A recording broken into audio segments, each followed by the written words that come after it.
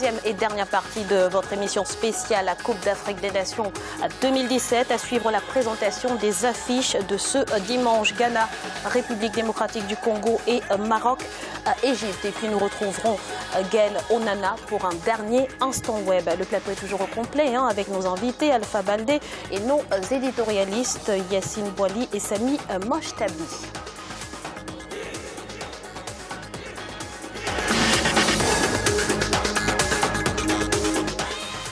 La seconde journée des quarts de finale de la CAN 2017 verra s'affronter à Oyem la République démocratique du Congo, sortie leader du groupe C, au deuxième du groupe D. Le Ghana, le second match, mettra aux prises à Port-Gentil l'Égypte et le Maroc. Les détails avec Ibrahima Djoubaba. La deuxième journée des quarts de finale se joue ce dimanche 29 janvier. À Oyem, la République démocratique du Congo défiera le Ghana à 16h GMT. Les Léopards du Congo sont arrivés premiers du groupe C devant le Maroc et la Côte d'Ivoire. Mais face à une équipe aussi expérimentée que celle du Ghana, dernière finaliste en 2015, l'affiche s'annonce palpitante. Ce sera une rencontre très ouverte, une rencontre à l'africaine, donc entre ces deux formations. On sait que Franck Ibenge ne va pas se laisser faire face au coach ghanéen. Donc ça va être une rencontre très disputée, un match très ouvert, un match tactique aussi entre ces deux entraîneurs. Deux équipes donc, qui nous ont valu satisfaction. Ils vont jouer sans complexe. Ils vont jouer sans complexe parce que depuis le début de la compétition, ils ont montré de belles choses, de même que le Ghana. Ça va être un match très équilibré entre ces deux formations, entre le Ghana et la République du Congo. À Port-Gentil, en début de soirée, les Lions de l'Atlas défieront les Pharaons d'Égypte. Un match derby. Malgré plusieurs années d'absence, l'Égypte est venue à bout du Ghana dans le groupe D pour se hisser sur la première place. Avec Hervé Renard et une équipe joueuse, le Maroc pourra créer l'exploit devant les Pharaons. Égypte, Maroc, deux équipes qui avancent lentement mais sûrement. Les deux équipes sont venues incognito, donc ils se sont forgés depuis le début de la CAN.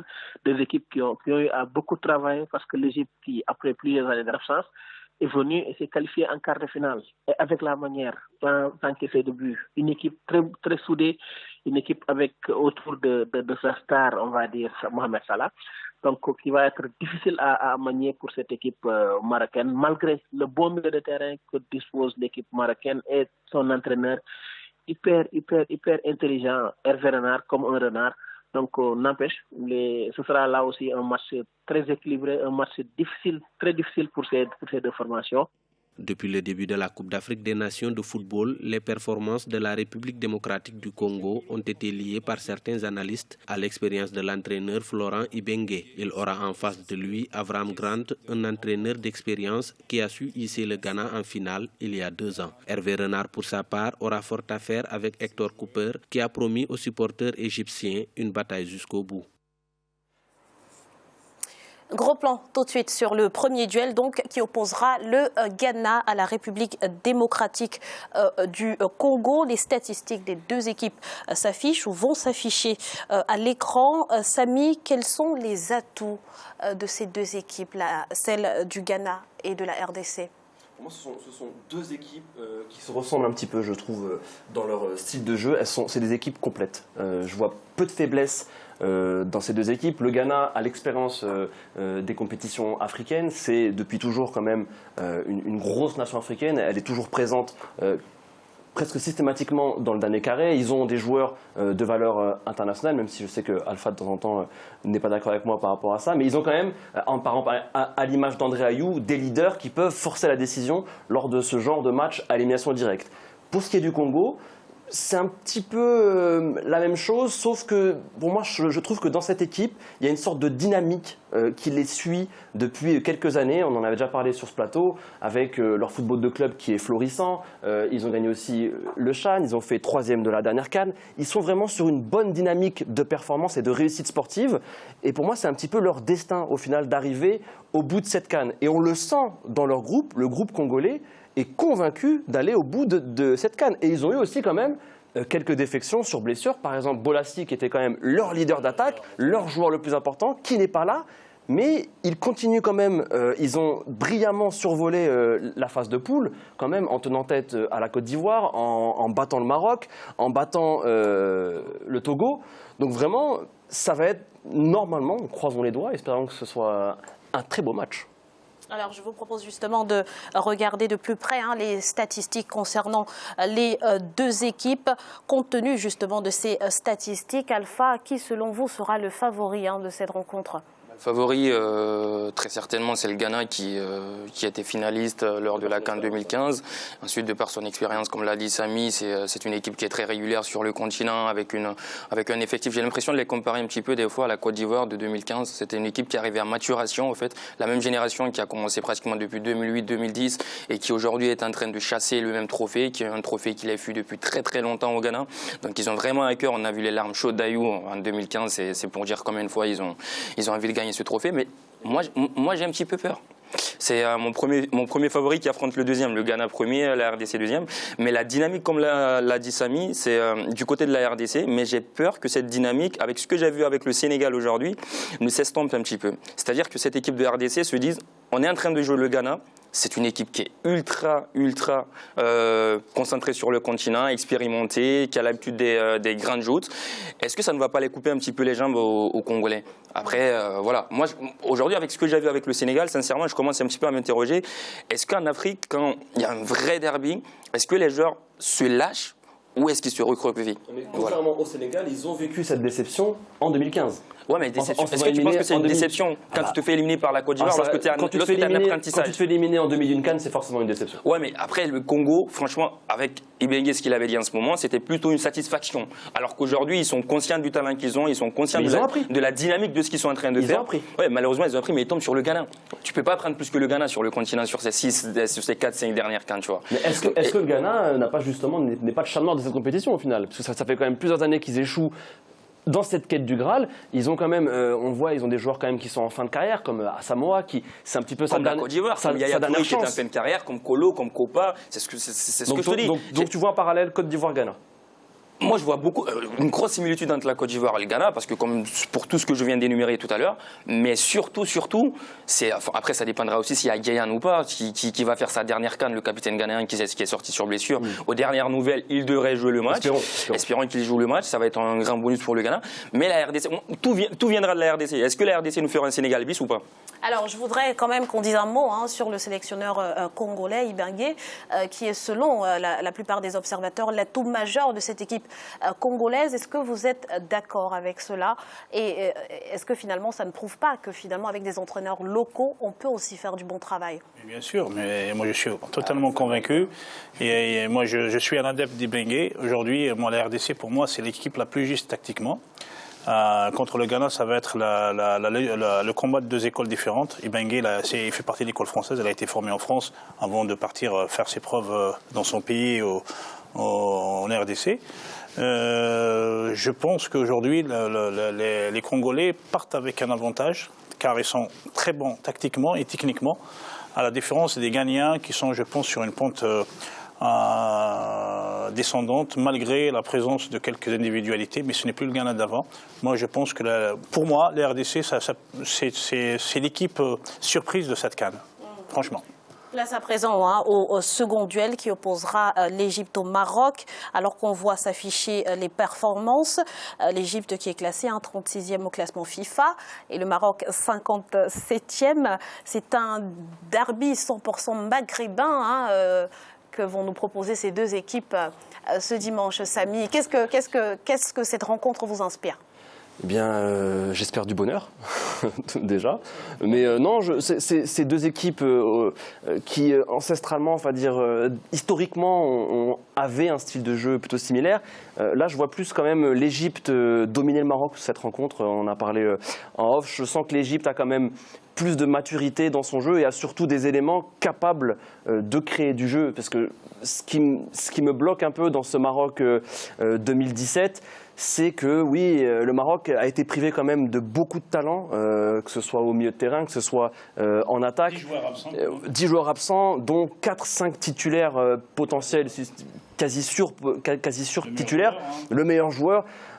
Donc voilà, c'est le Maroc, comment dire, ne joue pas son jeu sur cette CAN. Le but, c'est de gagner. La beauté du jeu, le spectacle, on met ça de côté. Donc voilà, je vois plus un Maroc défensif et une Égypte qui devrait normalement faire le jeu et avoir la possession du ballon. De toute façon, avec Renard, c'est ça, hein, c'est l'école française, contrairement à Ibengue, qui je pense n'est pas beaucoup école française, même s'il a été formé en France, je suis d'accord, mais dans son approche des rencontres est beaucoup plus technique. Renard, c'est très français, Renard. C'est d'abord ne pas prendre de but, une vraie base défensive, une vraie solidité derrière, un milieu de terrain qui... Il fait aussi. Il fait ce qu'il a. Non, mais ça après, c'est à chacun de juger ce qu'il est en train de faire. Mais après, les résultats sont là. Du moment où les résultats sont là, on sait que les résultats peuvent faire pardonner la tactique ou le non-match qui a été mis en place. Ça fait Hugo Boss avec le Cameroun. Ouais, enfin. Moi, je préfère sauter Hugo Ross. Verrais-tu une similitude entre moi, je pense que je préfère parler des coachs qui ont gagné des Coupes d'Afrique sur le continent. Je pense que ça intéresserait plus les gens que de parler d'un coach qui n'a encore rien gagné sur le continent. Mais je sais que, par exemple, Renard, c'est pas quelqu'un que tu apprécies énormément, mais je pense que ça reste sur le continent l'un des maîtres comme tacticien, mais également comme entraîneur sur la CAN. Hein. Avec lui, je pense que le Maroc peut faire une surprise, hein, clairement. Aujourd'hui, la confrontation Maroc-Égypte, pour moi, représente le retour de deux grandes nations du football au premier plan africain, comme le Maroc, comme l'Égypte. Car quand on voit les éliminatoires de la Coupe du Monde que vient de faire l'Égypte, on sent que c'est vraiment la machine qui s'est remise à bien tourner. Et le Maroc, avec sa pléiade de joueurs, d'individualité, malgré l'absence de pas mal pratiquement des joueurs, on sent qu'ils ont un vivier quand même incroyable, surtout l'émergence de jeunes joueurs qui sont issus de l'académie Mohamed V.